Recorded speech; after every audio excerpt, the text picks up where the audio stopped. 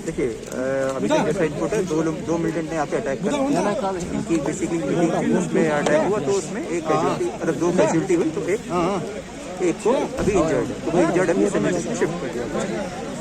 इतना ही है, जैसे डिटेल्स होंगे आगे शेयर करते हैं। तो कुछ इनपुट आ रहे हैं किस तंजीम ने की है? अभी मैं देखो, अभी मैं शेयर ज़्यादा नहीं कर सकूँगा, इस ऑपरेशनल चीज़ है क्योंकि अभी डेवलप हो रहा है, ठीक है, तो इंशाल्लाह हम जल्दी इस पर एक्शन बीच में हो रहा है। सर सीसीटीवी फुटेज वगैरह मिल पाया है, एक्सेस हुआ है कुछ? जी सीसीटीवी फुटेज कुछ एक्सेस? जी हाँ मिला उसको हमारे अफसर इन्वेस्ट करें, सीसीटीवी मिला हुआ है। सर एरिया को सैनिटाइज किया गया? हाँ ऑब्वियसली, ये तो drilling, this is part of a drill कि जब भी ऐसा अटैक होता है तो पूरे सारी फोर्सेज आके एरिया सैनिटाइज करें। Thank you sir.